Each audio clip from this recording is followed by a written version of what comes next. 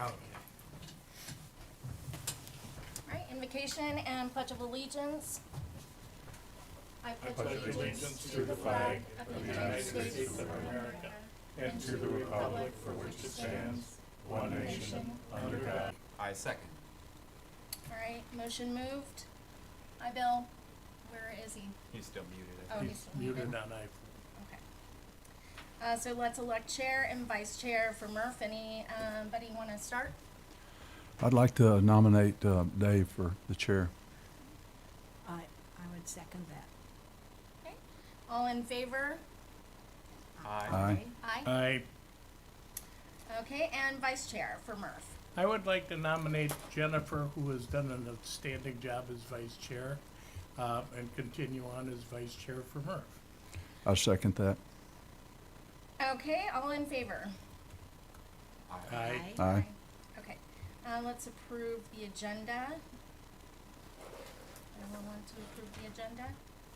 Okay, at this point, the chair has to take over the meeting. Oh, yes, please. Thing on the agenda that I'm not sure we talked about it or not, on item A, beach management along 6,000, 7,000 and 8,000, did you put that on? Or was that kind of a corollary with what we were discussing, Chad? Yeah, so I put that on there. I mean, it's just the general beach management, the whole birds and tilling and everything that's going on down there. Okay, Is that where we'll talk about those mats? no, no. Where's that at? Weren't we talking about those? Bobby mentioned. The Moby It'll mats, yeah. probably be mentioned. That's what Okay. I thought, if that's So what I that's just gonna be. didn't know if that's, It can be. That's I mean, that's part of Okay. beach management.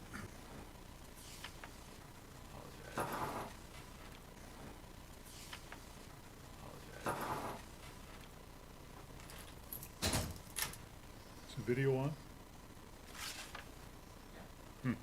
Okay, thanks. Under the first section, section 7 of the activity book, the dollar signs need to be removed in front of the number of books. There were 16,000 and 10,000. That's not the price of them. That is how many books there are. And- that correction. And then under section 8, there's a grammatical error of Pink Shell's Science Talk. It will not, it was not on the 23rd. We had to cancel due to our speakers lost during the hurricane. right, So, What section is that in? section 8, grammatical error. It says it will be, not was. on to public comment. We have numerous people in the room, so at this point, Why not? please state your name and your address, and we'll try and keep it to 3 minutes if we can. Okay, for the record, Bill Perry. Well, you all know me. I work on the beach, but I live in South Fort Myers. Congratulations, everyone, and I'm glad you're underway. I had want to pass on a task to you. Chad and I and Rebecca Schneider have been discussing this for months. Now she's on maternity leave, so Chad spoke to her. The maintenance of the area and the ability to till once the birds are left and fledged, and it's worked really well. The last few years we've had some hiccups. The upland property owners want to have more say and control on what happens, and basically we want to get back to what it once was. In the very inception, on the very beginning, the town ran it with consultation from them back because they like that beautiful white sandy beach. Snowies have a preference to nest on unvegetated sandy beaches. And so since the hurricane, it's been a very desirable location. So they've been coming in and nesting there. And when we're allowed to clean up after the FWC gives us the green light, it's become difficult to secure a permit to till. It takes quite a bit of time because it has to go through the review process, and then it has to go for commentary. And so I think we should put together some kind of plan similar to what we have at the south end. And some of you folks are on this group, on this committee, are residents of that area and represent that area. So I think it should be something where, Unified front from Leonardo Arms down towards Holiday Inn, which we have, again, to work with Chad and you guys, so welcome and thank you. Thank you. Thank you. Good morning, I'm Chris Listener, I'm the president of Terramar's Homeowners Association, 7100 Estero Boulevard. Thank you all for everything that you do. Thank you, Chad, for everything you're doing. And there's a lot of pressure on all of you because of all the various things going on. With respect to Terramar, we're smack dab in the middle of the estuary, and the estuary, as you know, is now opened up to the Gulf, and so that high tide the Gulf flows in, at low tide the Gulf flows out. And we notice that the renourishment program sort of stops at the south end of the estuary, and then also stops pretty far north up away from the estuary. And we as residents who are on the estuary are wondering, why does the renourishment stop there? And is it the goal to keep the estuary alive, or what? We've been told by certain people that it's inevitable, it's gonna silt in, and so we're just trying to figure out what's going on. Yep. We can address that. Okay, thank you. Any other public comments? Saying none, I will close public comment. Thank you all for attending and giving your comments. Okay, moving right down the list, current items. Item number 1 is beach management. And Chad, since you put it on, you're out. Sure. Josh, can we share my screen?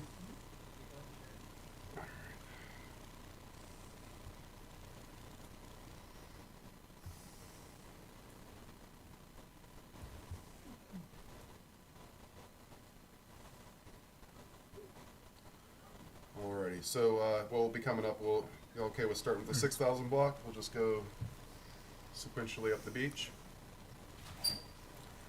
So whenever we refer to the 6,000 block, that's this open sandy area. As Mr. Bill had mentioned, Bill Perry, that since COVID and the world got turned upside down, COVID, hurricanes, etc., there's been less people pressure over there. Snowy plovers have nested over there, and we had some record nesting over the years, which is great. But we're kind of in uncharted territories in that there hadn't been historical nesting there before.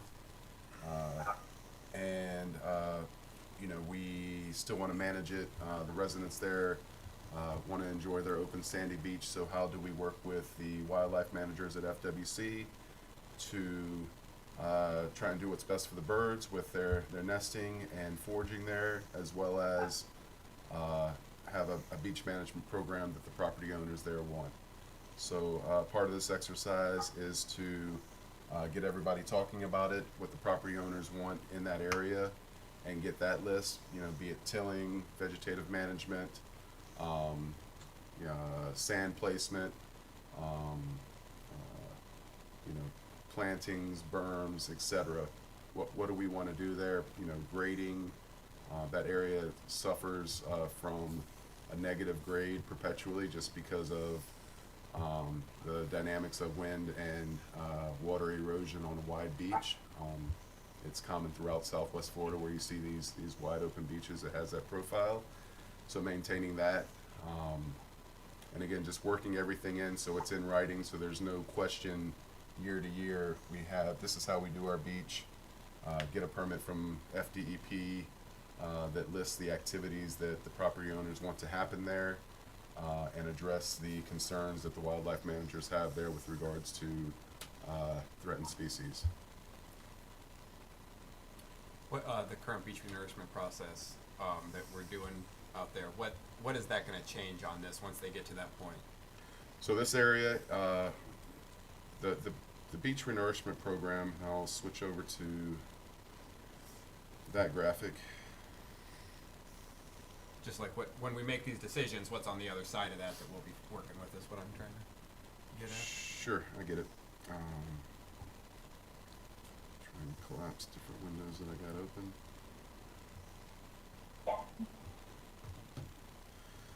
So here is the renourishment project in its entirety. To answer the question as to why the northern part of the CWA is not included in the renourishment project. So the renourishment project is state and county funded, and what drives state funding is whether or not it's critically eroded, which is a designation that the state gives shorelines up and down Florida. And once they're designated critically eroded, they qualify for the local government funding request, LGFR, which is an annual program that is designed to fund local governments to manage their beaches. Being that it's not designated as critically eroded, it's not in the renourishment project per se, which is why we kind of have a beach management plan for this project area, but we don't have a we have different plans, but we don't really have anything that's real solid, and we're going for additional funding additional permitting, since our permittings are expiring. We're gonna have to go up for permitting, so let's get everything that we want on the table and see who wants sand, where we want sand, who wants tilling, where we want tilling, who wants walkways, the runway that's behind the lagoon, how we want to maintain that, how we want to vegetate it, et cetera. So to answer Rob's question, this was what's happening north and south of there. And again, that 6,000 block is that open area right here. So, we have one 6,000 block property owner and HOA president here. So Chad, just so we can explain this to the new people and everyone watching, the erosion control line, once it's placed on your beach, is almost permanent, correct? Yeah, it's as permanent as the state of Florida is. Yes, it's in Florida statute. Okay, so, and once the ECL goes down, the erosion control line pretty much is a line of demarcation between the private property and the state-controlled property, correct? Correct. So anything seaward of the ECL line suddenly comes under the jurisprudence of either the town, the county, or the state, or all three. So anything seaward of the ECL is state lands. I will say that. Okay. So, As as you are aware on the 6,000 block, and I can't state for everyone there, but I know from a majority of the owners, the property lines all go to the mean high water mark. correct.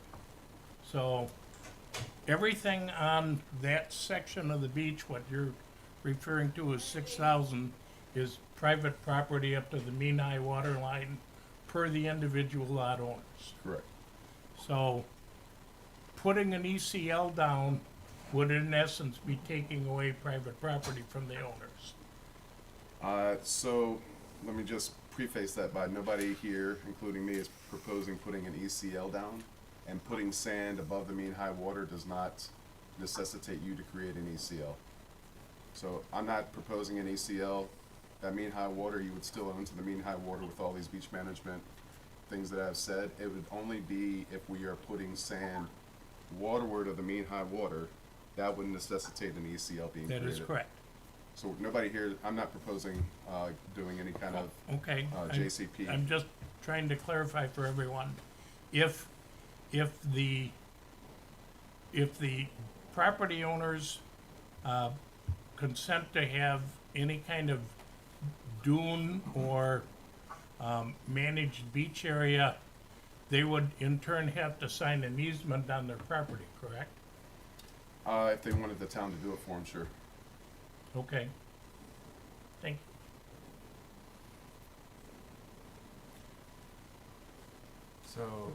So is there any input as to any beach management activities that? 'cause Well, what- I will share with you a conversation I had personally with the FWC people who have stated that returning the property to pre-nesting conditions for the snowy plovers, which have come and adopted our beach since COVID. And she said that act of returning the beach is enough of a mitigation for us to receive what they call a take permit. Right, So if we return the beach back to pre-nesting conditions, the take permit is FWC's, lingo of saying we're allowed to go and not be penalized if we scare the birds, right close to the birds, so on and so forth, provided we rope the nests off. So right. from an FWC standpoint, I'm not sure where the issue is, because in my conversations directly with them, they've pretty much stated, you guys are doing everything the way we want you to do it. So I don't know where the rub's coming from, at least on our section of the beach. Now, I can't speak for 7,000 or 8,000, but I can tell you on the 6,000 beach, FWC is very delighted with the way we've run the last 2 hatchings and the way we've mitigated the beach back to pre-nesting conditions. Yep. So this is gonna be the first year where we're gonna have the, is it IDNB, Imperiled Beach Nesting Birds Guidelines? Where the old way of doing things, where like on the 8,000 block, there was a, kind of a, this is how we're gonna manage the beach, and they kinda had private, agreements with every property owner, and there was a beach management plan, a map, and the FWC staff facilitated getting a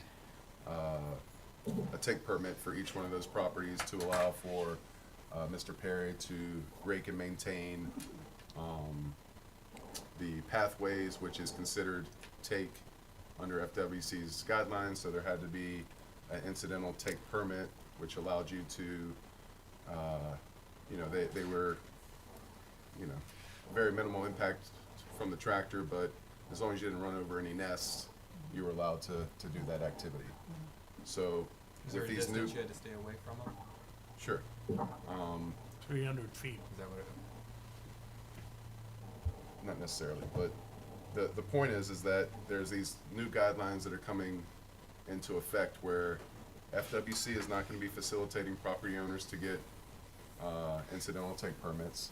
It's gonna be, on the onus of every individual property owner, if they so choose, to go after those individual take permits.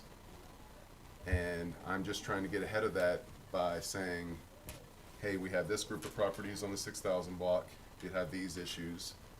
And we know in the past, with beach vendors trying to obtain tilling permits, raking permits, facilitate things that the property owners want to do on the beach, and coming in the 11th hour for an incidental take permit, and then having to wait 60 to 90 days for that permit to come through.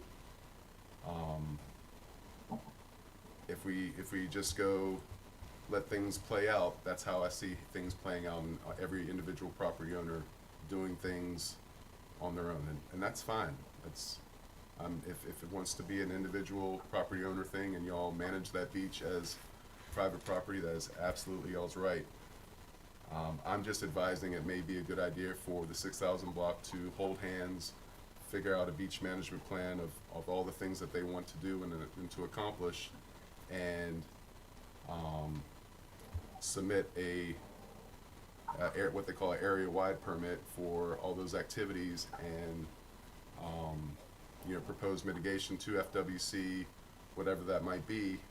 As you said, that they were delighted that y'all did what y'all did for the birds and the quid pro quo that happened, but get ahead of that and do it as an area-wide permit rather than every property do it on their own. Okay, and that's fair. And as the newly appointed chair, I can reach out to Rebecca Schneider or her replacement and ask them to come in and sit down, and we certainly could gather all of the representatives from the South End beachfront property owners and have a workshop with her and determine what do you feel is best for us? Because FWC and FDP drive the game. So what we can do to work with them is the balance that we're always working for. Yep. So real quick, just to clarify, what is the distance from the nest, or is there a I think specified? I think it depends on the species, but Okay. with the raking, I mean, we were definitely within 300 feet. Go ahead, Mr. Bill. Can I get up? I know it's not. As a expert in the field, yes, just briefly. So, as long as you have a take permit, we don't have to stay 300 feet. But that's what I'm at. What is this specific? But what it is, and what we've done in the past, things may be a little different now because the imperiled species rules are in effect. But we'll see, and this is why I'm glad you're gonna invite them in and work things out, because my concern is this take permit. I always worked under a take permit, so the take permit, what that allowed me to do in the past was doing the pathways out in front of Castle Beach, out to the outer beach, so that folks could access out to the outer beach because of the prevalence of the sand spurs that would take off because we're no longer maintaining the beach. What I would do is, the areas were cordoned off, and I would go up and down, and I would be within, from here to John, there would be a snowy plover on eggs. Yeah. And I'd go by the tractor, and they wouldn't move. But if you walked by, they'd take off. For some reason, they don't equate the tractor as a predator. So, but we would have a certified bird monitor there. That's what you have to do. If you're going to rake and be within 300 feet of the nesting imperiled species, then you have to have a certified bird monitor there. And what they do is they watch from a distance to see if you're causing any interaction, and then, they'll let me know, and then I'll avoid that area. But Thank you. that's how it's worked in the past, Okay. Thank you, Bill. so. So I appreciate that info, but wait, but so there, from what I'm kind of picking up then, is it 300 feet unless there's someone monitoring? Well, it's 150 feet from the roped off area to the nest, and then you're supposed to keep 150 feet from the rope to the raking area. Okay. The And then So- and then it's also different species But that- by species. And different species have different lengths. So, but There's a having lot of stuff to know. having a bird monitor is key, and I think both Bill and the Webbers have gotten to where they're certified bird monitors, and they're both beach groomers on the south end. So, And the incidental take permit's probably going to specify. That's what. Okay, that's Sure. kind of where I was aiming to. Is And if it's the going to ins- specify on the permits. Yeah. And then the second question I have is, you guys being down on the south end, and that, what do the property owners feel? Have you talked to them about what are they wanting? I beach because our beach is why people come here, and the beach is why the birds come here. So we have to find a balance between both users of the beach and acknowledging it. And FWC had come out previously and said, at least on our section, return the beach back after the nesting season is over, and that will be your mitigation fee for having a take permit. So it's kind of like otherwise they said you could pay up to $5,000 a nest, depending on how bad the thing was, or they had other payment means. But at least for everything on our block, they said, if you bring the beach back to pre-nesting conditions, which by the 5 years. I mean, all that information is good and accurate, and I'm not shy to it. What I'm shy of is the information as to what the specific property owners are wanting. Like, what have you heard what they want as individuals? Have you heard what they want, like berms? Do they like, what are they saying that they think will help? Like, what in their mind, without that information, which I'm sure people watching and that don't know, like us, are going to need that info to make their decisions, but from the information they have, you guys being down there on the south end, what are the solutions that they are thinking that will help? And if we don't agree with those solutions, where can we push them, or not push them, but where can we show them or guide them to get information to make educated decisions on what they're wanting for their properties? Sharon happens to be a property So owner on what- that section. What would you Yeah. like down there? Well, I'll tell you, last year was a real bad deal. I was out there on the beach with Rebecca there, they're posting everything. The people next door, Carly and, Brian, what's her last name? Yeah. I mean, he was screaming at her, screaming, and he said, I am going to sue you, I have a lawyer, this cannot go on, you cannot do that to my beach. Oh my God, it was really a bad day, it was a bad day. And then I see that they're taking over our whole beach, and I said, Rebecca, what are you doing? You're taking everything. I said, there's not even a way to get to the water now. They want for their individual property, and as I said earlier, it would help us to bring FWC in Yeah. and sit down and talk with the people. And I was just and- gonna make that and- point. And go through in a workshop and say, okay, here's where we are. Now, as I said, this has been going on for at least 25 years. And it was actually studied by Florida Gulf Coast University. Some guy did his master's on it. Bird people versus property people, 25 years ago. So it's not anything new, and it's something where we For themselves, so you can have that information when you come to make these decisions. If it comes to especially a person by person or property by property decision, like Chad said it may, if we don't find a consensus for everyone, like you guys are making good decisions where if you have enjoyed and like what we have been doing with the raking, then if it is something that you can choose for your property, then great. If you think raking is not okay, then you can choose that, but come to it from a place of education. And do you think the residents down there will take the time to be part of our forum when FWC is here? Do you think they are invested enough to I'm gonna hope so. research? We have two people, I'm not on the board now, and the two people that are on the board don't want the birding at all. They won't even talk to me because I signed. believe the majority of the people down there are looking to find solutions on it. So I don't disagree, but I've also heard a lot of people being very loud and vocal anti-bird. And even in our meetings, especially when we were at the other building, people were cursing about the birds. So- Like, All right. verbally. If I can- All right, so I'm gonna call Yeah. this, Chad, let's take it back to Chad. Can we move on to the 7,000 or 8,000 block? Yeah, and let me just say, so the purpose of this exercise is we already do beach management. We already have a lot of activities. I'm not proposing necessarily anything different from what's been occurring for the last years, decades, etc. The purpose of this is that we have these new bird guidelines that are coming down. They're already, implemented per That's Florida statute, and we're going to need to get ahead of them.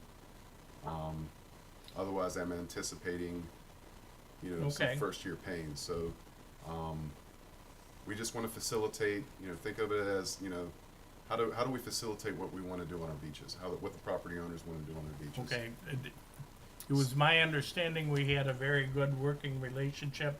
I will reach out to FWC Yep. and see if we can't bring them in and sit down, and I would invite the property owners on the south end to come in, and we'll see if we can book this and just have an open discussion.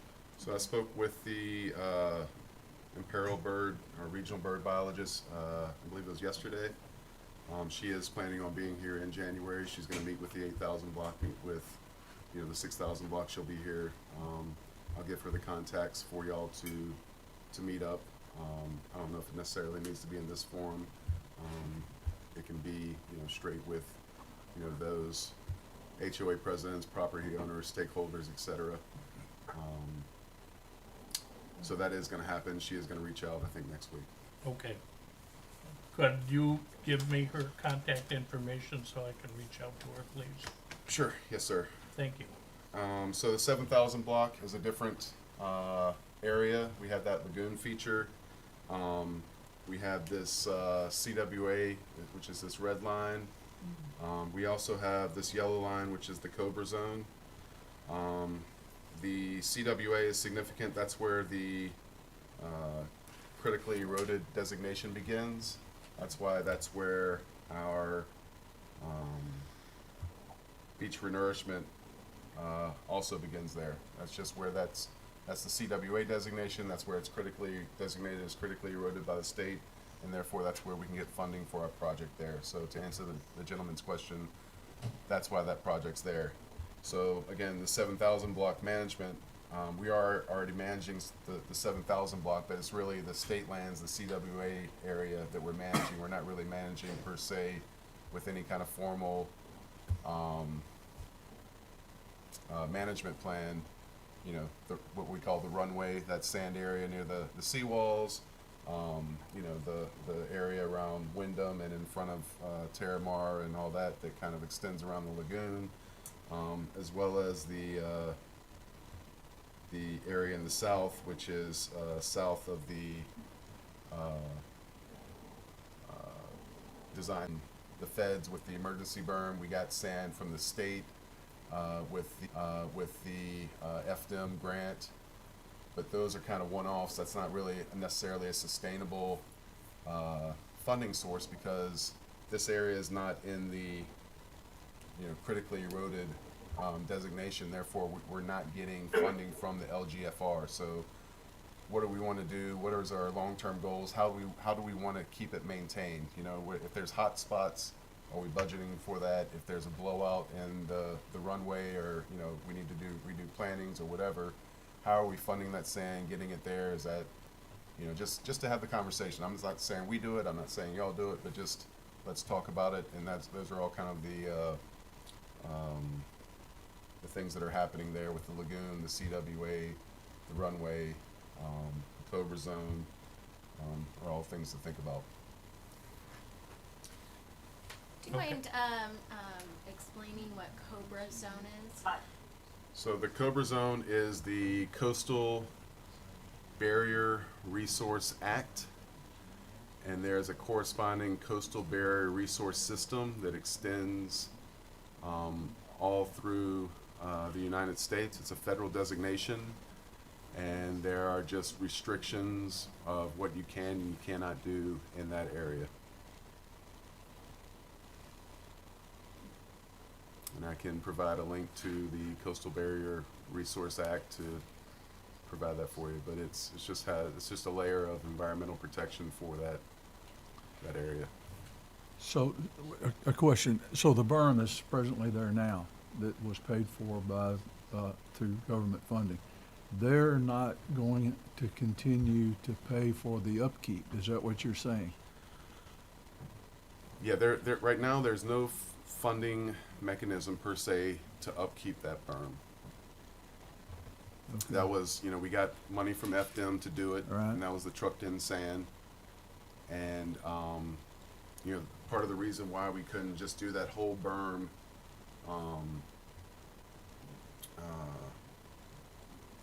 you know, the emergency berm, you didn't get sand behind your house, for example, whenever that emergency berm happened.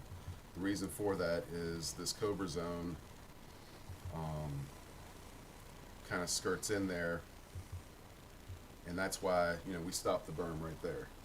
So the plan is the same right now. We have overwash sand, but that's federally funded. We're not going to be able to we're not going to go in behind these houses and go and put federally funded sand in the Cobra Zone, because that'll raise all kind of flags with what they call EHP, Environmental Historical Preservation Review. So we're going to do the, you know, we have the areas where we do have room outside of the Cobra Zone to place a berm, and then we're going for state money, same strategy as last time, to replenish that berm that got wiped out by Milton and Helene. Okay, so that was gonna be my next question, because I visited with most of the private property owners up and down the 8,000 block. They, even the ones that were skeptical about the easement, that did eventually agree, their opinions seem to have been a lot more positive towards the berm since Milton. Yep. And so the question now is, as it turns out, Now, rather than being skeptical, they're asking if I know if it's gonna be restored back to its height now that it's washed away a couple of feet. Yeah, so most of the height is there. I'm told it's anywhere from, it's around 5 feet, more or less. So you know, from the 6 foot down to 5 feet, still has a lot of height there. We're gonna be waiting on state funding to get that restored. So there is a plan to bring it back up pre-Milton elevation. Yeah, we Okay. did surveys with our coastal engineer, went and surveyed and saw how much was taken out by Helena Milton, and we are going for funding to try and put some sand back there. I cannot do it right now Right. with Just for course. your information, also, there was some pushback about planting vegetation, people not wanting vegetation in their backyards and stuff. It seems that their opinions mostly have changed towards that also. And you had mentioned to me that that was gonna be a government-funded program also for the vegetation. And so everyone I spoke to now seems to understand the benefit of having vegetation to hold. Now that they washed part of it away, Right. they understand the importance of having vegetation to hold the thing together. Yep. And so I don't think that there's gonna be much objection. They're obviously wanting it to be restored back to pre-Milton elevation, but I don't think there's gonna be much objection as there was in the beginning about the vegetation protecting the berm. So, and that's just what I gather from the people that I've talked to in the 8,000 block. Haven't talked to anybody in the 7,000 or the 6,000 block, but. Yeah, so the idea would be what we need to do is get a consensus from, you know, we have a lot of houses behind there, and then going on to a few big condos. What mix of plants do we want to pursue with that, and then get that out to bid for it to get planted? So that we want just what we're doing with the dune management plan. Do we want to add a couple other species that, you know, since it's close to the lagoon, maybe we want to do like sea purslane that likes a little bit wet and plant that down low. Do we want low-lying plants? Or are we okay with sea oats? And all those kind of questions that we need to bounce off the public and try and get a consensus. Because what's difficult to do is if we try and do this yard this way, then all of a sudden we're landscaping and Right. it's I just don't- really yeah. expensive. So if we can get, I don't think you're gonna have that problem down there where we are. The question is also, those plants you mentioned, most of them are commercially available. The one plant that I've witnessed from Ian and from Milton both that hold the sand, they don't let anything move. They don't let, it's almost like concrete, and that's the hurricane grass. Yeah. Is the hurricane grass commercially available? Railroad grass. we can check and see. But I will tell you, even though that hurricane grass is designated as facultative, it's not necessarily a salt marsh plant per se. I really only see it kind of, I really only see it in this way. Yeah, I mean, so Ms. Sharon, with the 8,000 block, you know, I think that area probably has the longest history of a semblance of a beach management plan. All the work that Mr. Perry's done over the decades and working with town staff to have the safe harbor plan that kind of evolved into, you know, the year-to-year plan that y'all had with FWC. So in my talks with the regional bird biologist, again, my humble suggestion would be for the property owners in the 8,000 block to hold hands and say, this is what we want to do. We always want to till it in, you know, after bird season, you know, and we have 3 additional tilling events that we can use to make sure we return the beach to how we want it.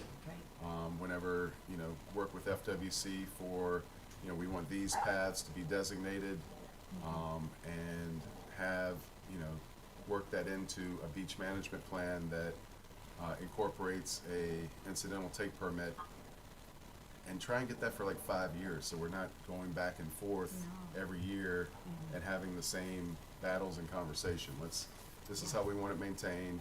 We're gonna have an incidental take permit to address, you know, the raking and maintaining our paths how we want it.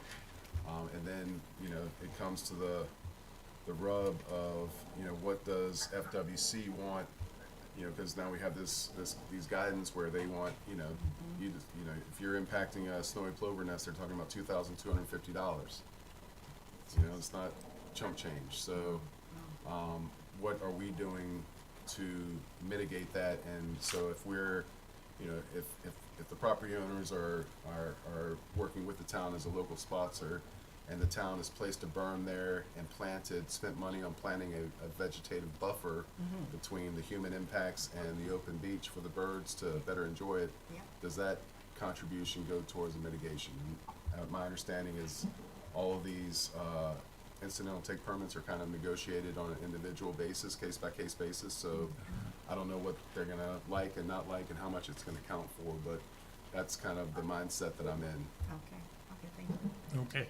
I had 12 people on the berm the other day playing bocce. And somebody said, why don't we have signs or something to keep these people off the berms? Yeah. So we're gonna get it planted, Yep. Okay. and very that'll, and then Plant- we also good. have, Plant it quick. yeah. Jennifer, do you have anything else for Chad? No, thank you. Rob? Most thing is like kind of to Ed's point, if you're getting some of your own plants or stuff, biodiversity is key to a healthy ecosystem. Different plants will do different things, so research. Okay. All right, what I would like to, as a, moving forward point on this is number one, get in touch with FWC as committee chair, try and schedule a time when we can sit down and have, we can do, now that will probably take a couple of months to put everything together, but, I will report to everyone in January where we are, and, we could move that to our agenda item in January and discuss it, and I'll try and have a timetable and some dates set up for that, okay? One question, Dave.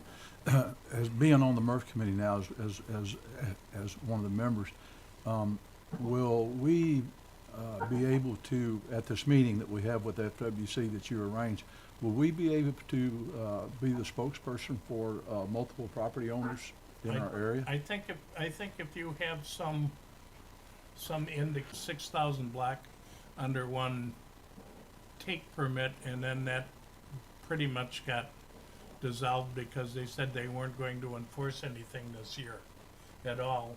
And she said, let's wait until next year and see what transpires, because the Chevron case got decided, and that also has something to bear with FWC and how much authority they have going forward on it, because a lot of what they transcribed was non-elected but appointed officials. So there isn't hardcore legislation backing it up, but I'm not an attorney. I haven't investigated it, I just know what I read online. But I will move forward, and with that, going back to our agenda, which I had here a second ago, Estero Bay water quality. the Estero Bay water quality. And I'm up. you're up. I'm up. So, speaking with so many people on the island that have lived here way beyond the time I've lived here, 30, 35 plus years, they have been telling me stories and showing me some pictures. Actually, they showed me pictures prior to Ian, before they lost their house, but showed me our back bay was so clear that you could actually see the fish. You could see the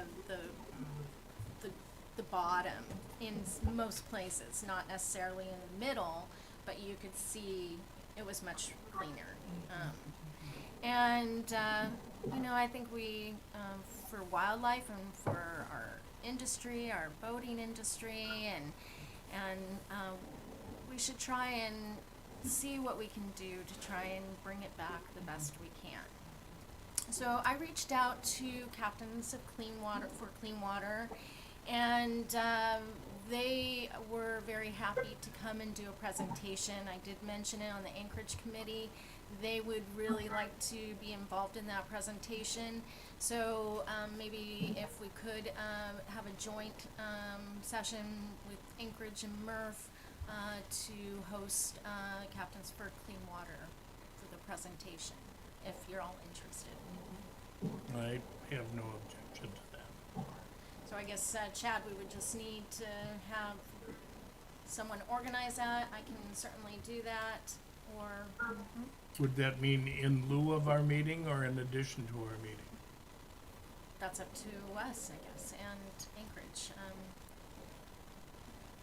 Yeah, it would be probably a separate thing than our meeting, because, Something specifically right, about it's that. specific about the Back Bay. Almost like you're up to what we were just talking about Right. with captains. Okay, I have, It's almost like we need a I speaker believe- series about I believe educational Chris- fulfillment. Yes. Chris Close is, on the, who's the chairman of the committee? Anchorage? Yes, That'd be my wife, Chris King. that's what I thought. Is that So- Christine? I can reach out to Chris and we can try and, I'm gonna Take a block date. that call. and we can try and get something set up. And then see if, Amy can try and schedule something and try and get as many people available as possible. If that's okay with everyone? Well, and we also have to work it out with Captains for Clean Water on a good time for them as well, so, maybe, the coordinator who I've been in talks with, I can send that information, contact information to you, and then that way we're not going from one person to another trying to organize it. Okay, As a- but they've already reached out They've to already, Chris, to me, to you, To me. okay. yes. Okay, have them reach, have that gentleman reach out to Chris and myself, and then we can, It's a gentle lady, Diane? yeah. okay, gentle lady, okay. Have that individual reach out to Chris and myself on an email, and then we can go from there. Do we also want Calusa Waterkeepers involved? I just signed up for that. It's a good class. Is That's it? that's where the ranger comes from, the ranger on. Okay. Yeah. But I do water testing for them about every week, so Do we you? can Do get, you? yep. So we Okay, can do you get wanna them. look into that and then maybe have them come Chances do are it? they'll want me to do it if that's Oh. okay with everybody, or we Sure. can You get someone can't else. do it if you're on That's the- what I was worried yeah. about. Yeah, so I'll get Get someone I'll get else. someone else to come. Okay. So that would be nice, I'm so just- proud you're doing this. Very I cool. can't wait. So, then, let's go ahead and think of a month. How about, since January, it looks like we're gonna be, how about February of 2025? Well, let's see what the captain says and what we can do with the other group. But yes, February would be a good target month and go from there. Do you want me to just get them in touch with you guys, so I'm not the middle person? Well, since I'm you not guys the, will be separate? it sounds like Okay, he's gonna be. so I'll get them in touch with you. Yeah, and I'll send Okay. you the phone number of the gentle lady who's the coordinator. Yeah, just have her reach out, via email. If you don't have my email, I'll give you my email. I'm much better on emails than anything, and I can reach out to Chris King. Is that, I might send it over to Chad and have Chad Yes, send it to you you. have to send it to Chad and have Chad send it to me, Correct. so we But, don't, you know, I'm the one that reached out to them, so, but if you could reach out to them. Sure, And and her, and just say, you know, I'm the chair of Murph, and we have a date in mind. Is that a date that would Correct, work for you? correct. Okay, Okay. I'll give you her email in front of all right. Thank you very much, Jennifer. You're That should be, welcome, that should be very good. The other thing that I've always thought about is, establishing oyster bags under the piers for everything along Estero Bay, which Filters. is a filter, doesn't take up a lot of room, and there are people that'll actually go and drop the bags, pick up the bags, you know, restock the bags, Really? and That's it, great. it's a, cause they're oyster guys, you know, they make a living It might be something that we should put on, an agenda for I- Murph to I- talk about. Well, I have to do research on it, yeah. Yeah. We can have the oyster reefs that FGCU makes, but as far as harvesting commercial oysters to sell for food, we can't do that. The water temperatures are too high, the bacteria level's too high, so you can't legally sell them. You can encourage property owners to do it on their own, but as far as the reef system, those are just encouraging under your docks and things, and that's 100%. Okay, Exactly. next on the agenda, not cutting you off, but Nope, you're good. I was done. exotic vegetation management. I think that's me. I brought this up, I felt it was an important point, about a year ago or so. I'm not sure if, I don't know that anything was done about it at all. I really didn't see any changes, if you would pass it down. I didn't really see any changes in anything. Thank you. They are out there everywhere, and these in this particular picture are behind my house on my property, and they're taller than I am by quite a margin, and there are some that are even taller. But as I walk up and down the beach, it's my understanding these seeds are very small, and so the breeze catches them and just throws them down the shoreline. And you can see the smaller ones starting to come up everywhere. And if this is something that's not addressed, I spoke to Rebecca about it last year, and she said that the state was responsible for inside of the critical wildlife area, but not outside the critical wildlife area, that the town was responsible for the management outside the critical wildlife area. And she indicated it was something that the FWC and the town could work at together. But I don't know that anything was ever done, and so consequently,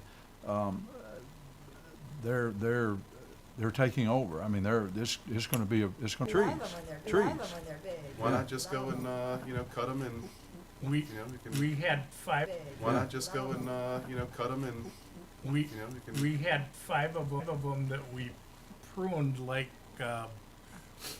bungee trees, and they operated as a hedge, and they make a perfect hedge that's 6 feet tall. They fill in perfectly, and as long as you keep them trimmed. Yeah, we really should not be promoting. No, I the, know.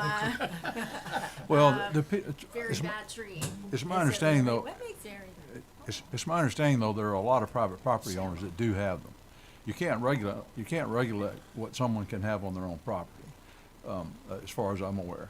But Yeah, only the commercial properties up there, I recognize some of those where Right. they've been cut, and they just come up right around the stump. So we did that years ago. Staff right now is, we have a lot of other different challenges right now for me to get, our public works staff and go walk like we did and collect Right. those. But I can visit with the town manager and see what we can, get creative and try and do some management before bird season starts. Once bird season starts, it's a little bit more difficult to go through there and start chopping things up. Since it's out on the beach and some of them are in the critical wildlife area, are individuals allowed to cut these things down and haul them off? I don't have a problem with it. I mean, I would just So we say- could, it's possible we could order, if I can't figure something out. Chad, one other comment, if we had people that were going out and literally cutting down the trees on their private property, would it be, feasible for them to get a temporary permit to take a vehicle on the beach, a tractor type vehicle, to remove the debris off the beach? Cause some of those trees are quite high and have a lot of branches, and it's a lot of debris to take off the Yep. beach without a mechanical, tractor or trailer behind it. Yeah, it might be, whoever would be operating that. Any other questions on exotic vegetation management? Yeah, I think it's a Okay. great idea. I really, I think it's a Okay. great idea. I think we should get behind this Christmas tree idea. Yeah. Yeah, we may not be in time for this year, but Yeah. Hey. I think we'll give the women's club a run for their money with the Christmas trees. Yeah. They don't reproduce till We 5 could, years, we so could do that's, the, we could do the Murph Australian I don't Pine, think so. you know, I Christmas wouldn't be sale. surprised. Put coin line on Okay, it, coin line. Okay. moving down, item 9, members' items. I'll start with Jennifer. Yes, sir. Let's see, I would just like to thank, the Fort Myers Beach Community Foundation. They asked me to come and do a talk, and, they, gave us a $500 check, that has been submitted to, Ms. Russ. And so thank you, for that contribution. I'd also like to thank the Chamber of Commerce for having Turtle Time Inc. at the Sandcastle event. It was amazing. I can't believe how many people attended, and it was just a really amazing event. At one point, I had a longer line of people waiting to come and learn and be educated on sea turtle conservation than the beer line. The beer line was very short. Whoa. There says a you lot. go. I took Wow. pictures, I couldn't believe it. I was like, Yay. Turtle Time is very popular Aw, and respected. yeah. Thank you to the Women's Club for having the Turtle Time, having Turtle Time come and set up a booth at the Christmas event. I ask that you all go and take a look at it. It's pretty cool. That's I- at Bay Oaks, right? Starting it's at Friday. Bay Oaks. It starts Friday. Friday, I think they have the arts and crafts fair. And then Saturday is the big, auction and chili cook-off. And chili. there's a lot of people sign up for the chili cook-off, so it should be awesome.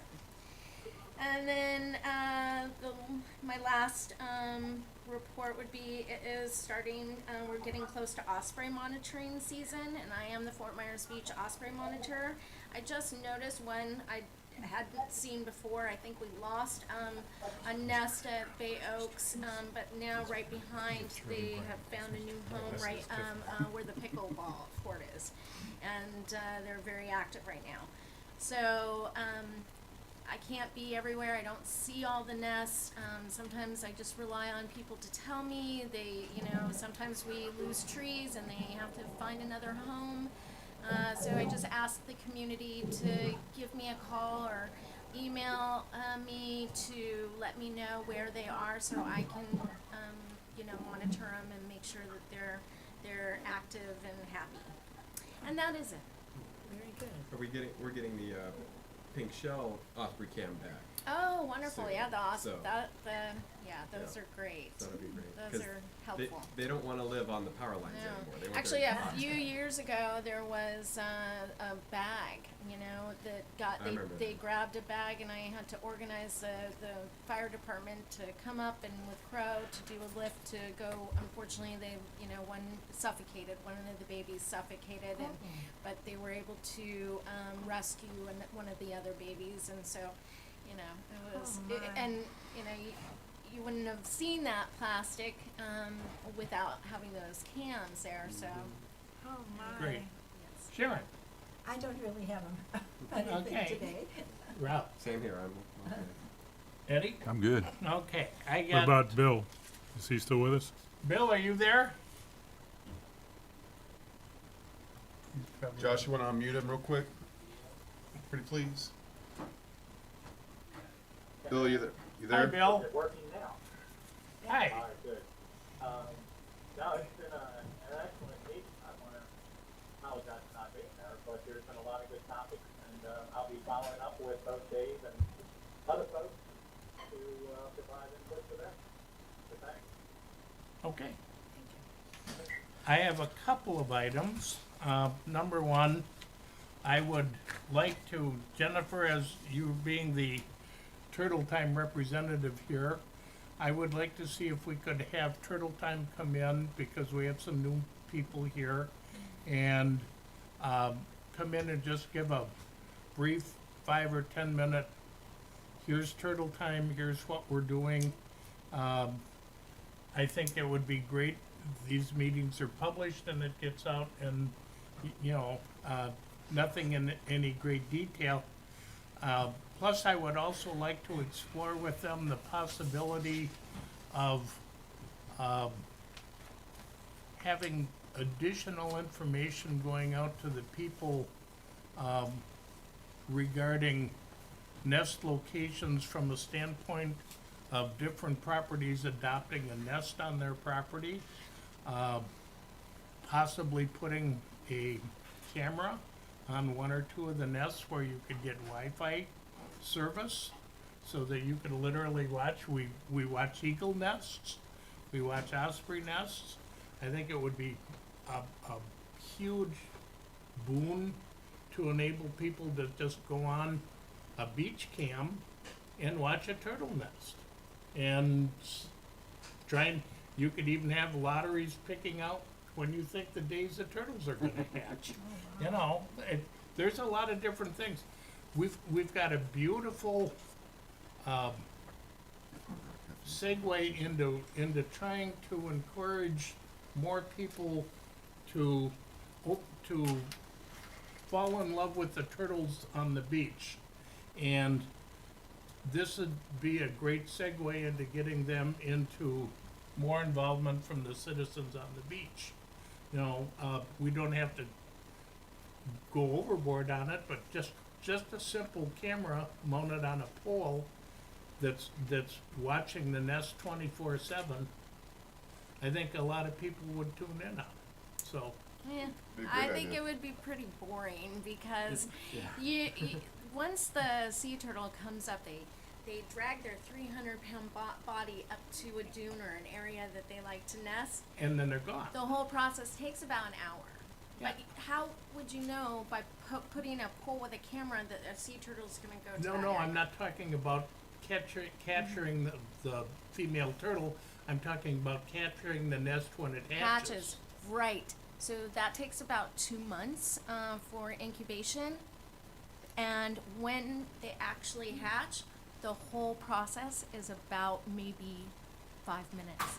So you would be watching a camera for 2 months and then hopefully be able to see it, that 5-minute hatch and crawl. But you don't have to have it there for the 2 months. You can put it up there for the last 5 days and say, it's gonna happen. If you have different nests with different ages, and you can say, here's nest 27, it's gonna go in 5 days, and then we've moved the camera over to nest 38.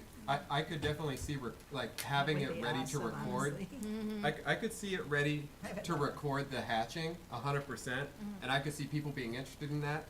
The worry about doing it live is the big thing with the turtles is we don't want people to watch that in person. We don't want And people to go if down they there and were- hang out. if they rushed it, No, of course it would definitely upset the turtles. But having that footage at some point in a non-live setting, I think would be really Well, good. again, I get your point. I like And the and idea. actually, we do not. Just for everyone to, know, we do not. That information is privy to when a nest is going to hatch. We do not talk to the public about when a nest is going to No. hatch. That's actually a FWC okay, requirement. all right. People dig up. At the any nests. rate, I would still like to have Yes. a representative, and you could do it Yeah. yourself if you felt so inclined. You know, Yeah, I've got it down in my notes, and I'll talk to Eve Coppersfield about okay, it. excellent. Yes. The other thing I had before moving on is I would be remiss without acknowledging the work and efforts of Rose Larkin and Steve Johnson for their, years of service on the committee. I hope that us going forward, To the Thursday, January 9th and I can send out calendar invites for all these, just so we're on the same page. I will not be here. I will be out of state, but go ahead. Okay. January 9th, you said? Yep, so just shifting it to the Thursday after the 8th. So it'll be the second Thursday instead of the second Wednesday. The next one is April 9th, 10 a.m. Move that to Thursday, April 10th, 10 a.m. Wait, oh, February, No, April. April Fools. So February, we're keeping the same date? For now, yes. okay. And you're in April now? Sorry, what was the November one again? November 12th to November 13th. All right, And again, I can send a reminder out on all this. okay. So then, also staff updates. I know everyone's seen the big piles of sand that we've been collecting. We are using those we prioritized scour areas that were exposed, such as R204, and put some sand over there at just north and south of the seawall or the retaining wall at Leonardo Arms, and built some berms out through there. We're going to continue those berms. So from Wyndham to Leonardo Arms, we're going to be rebuilding that berm as well. Oh no, it's not liking me right now. Anyway, from R204, Leonardo Arms down to the Sun Caper, and then also we placed, wow.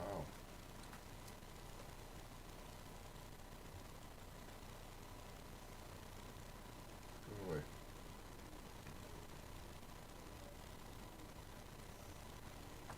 We placed some on the 8,000 block where we can, similar to what we did with the emergency berm. And we are also on the north end.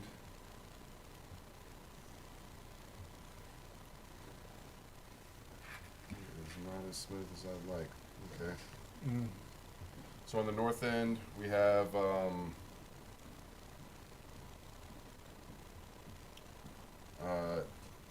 from Best Western, which is right around this 50 mark, north. So we had reconstructed the beach with the renourishment project, and then Helene and Milton came, eroded some 40,000 cubic yards. So we are asking FEMA.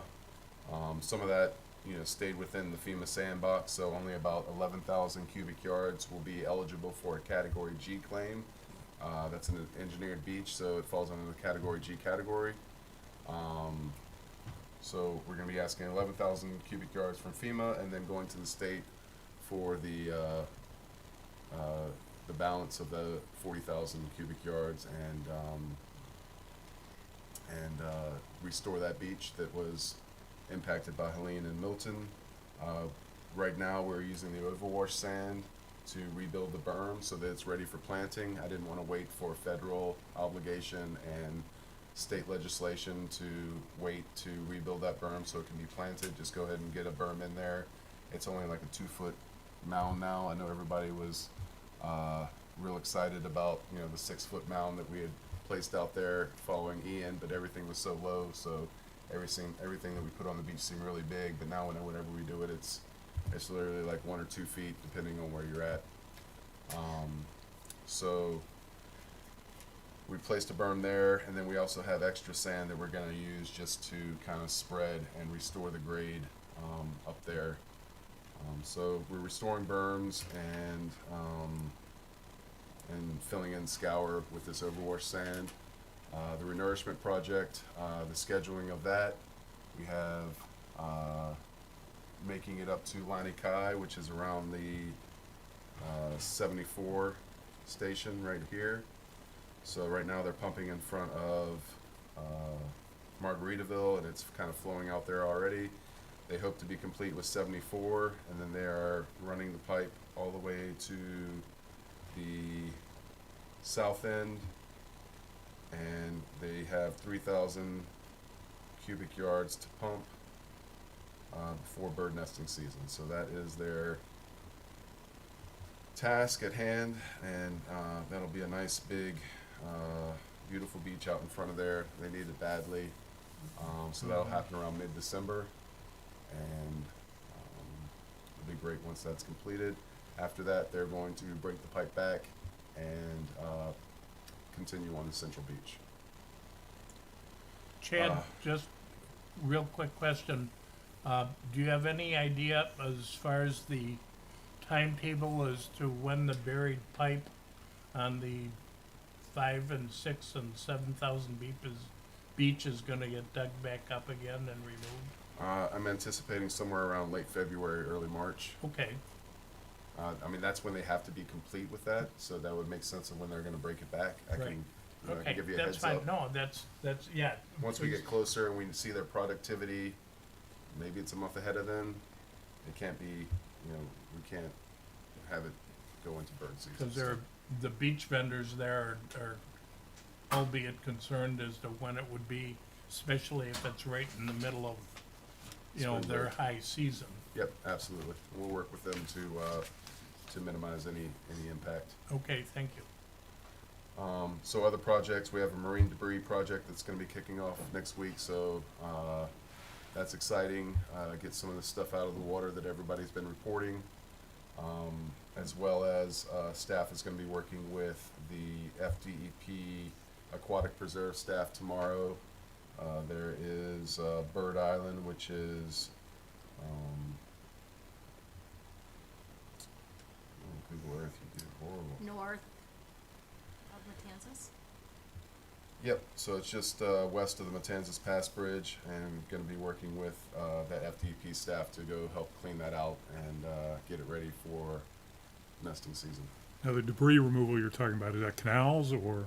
It is canals, it is the mooring field, it is navigable waterways that are qualified for reimbursement under the PAPAG, the Public Assistance Program, something guidelines from FEMA.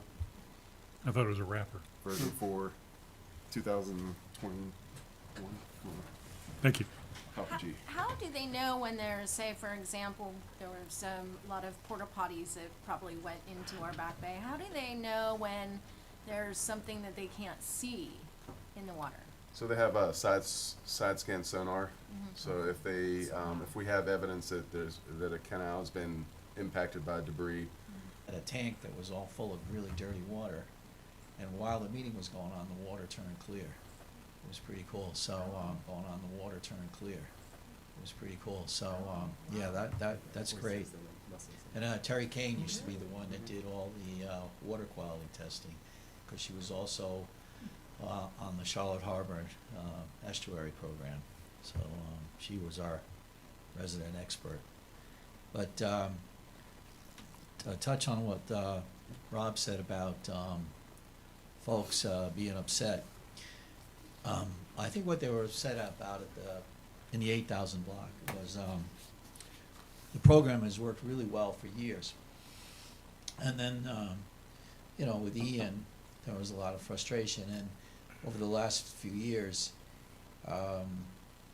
they felt like they no longer had any control over the setting up of the area.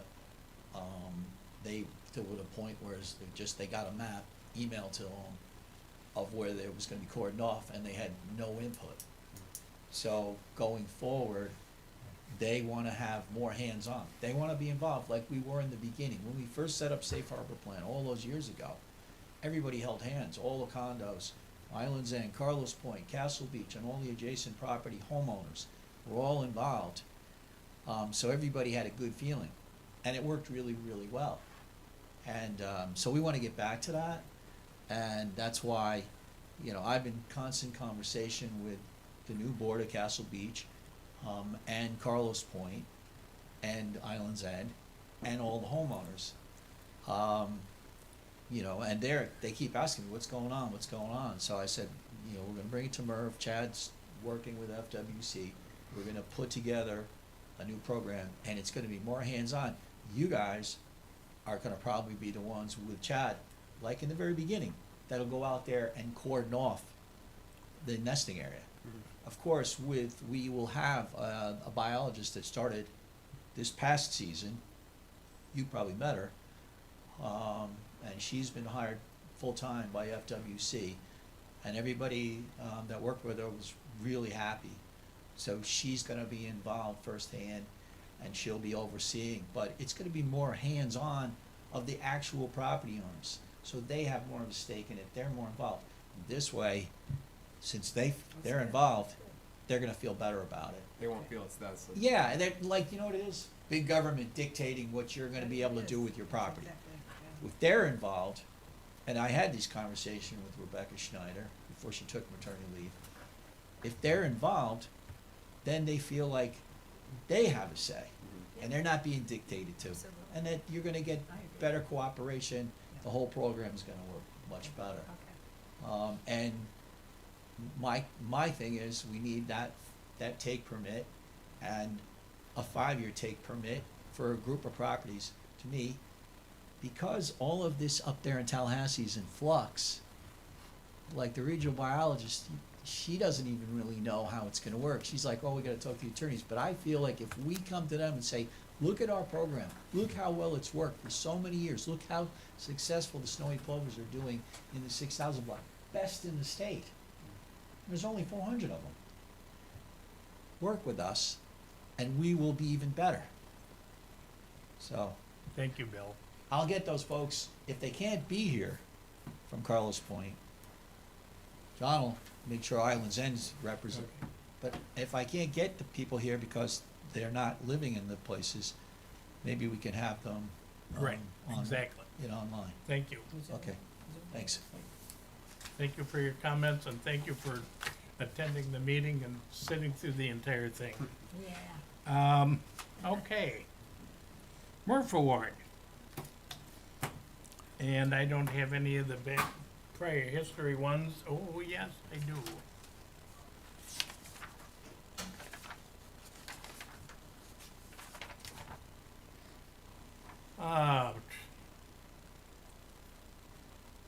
Member Rusk nominated Macy Knoll for illustrating the activity book. Macy Knoll was awarded the Murphy. Member Howell nominated a local man who picked up trash on the beach. He estimated they had picked up over 6,000 since 2001. That was from our last meeting. Does anyone have anyone that they'd like to nominate for the Murphy Award? Chair, for the newbies, maybe you might wanna explain what the Murphy Award is. I actually received the Murph Award. You didn't? See it firsthand. I did. As I understand it, because I also received one, it's for the individual outstanding on the beach that has demonstrated a extreme interest and activity in aiding the environmental cause of our island in any large or small form, whether it's saving a manatee or a turtle on the beach, or whether it's someone picking up 6,000 pounds of trash, or whatever. It's acknowledging someone who's gone a little bit above and beyond to demonstrate their concern for the environment on our beach. I would definitely nominate Chris King, because every single day she's out there picking up every single morning, 6 o'clock. Well, it's a little uncomfortable given her husband sitting over I there, know, so, but I mean, she's a wonderful person that takes care of the beach. She does. okay. Do you I'd- have any pictures of her doing it? I think I do. She was putting me to shame. You know, it's after the hurricanes, and you know, I was out there and I was organizing guys and equipment to come out there, and showed up a little bit early before the guys were out there. And Miss Chris was out there saying, you know, what about this? What about that? And you know, there's all these like little things that you're seeing. All of a sudden, you're pulling out a rug, and I mean, I was like panting, and you know, she's still like, you know, running circles around me. I'm on the phone with the guys, like, hey guys, this lady needs help. But really, it was me that was about to have a heart attack out there trying to keep up with her. Okay, so Macy Knoll was, I need to send that to you with a picture and, correct, and then you'll submit it, and then, so that would be, I what, think it December? got awarded, and then a picture, and then we have to turn it over to the publications. Yes, you have all that information to submit it? I the have, publications? I have Beach Observer's number. Okay. And Nathan Mayberg, yes. So so the Macy Knoll will be for December or January, and the next Murphy It will was be for? awarded, we voted on it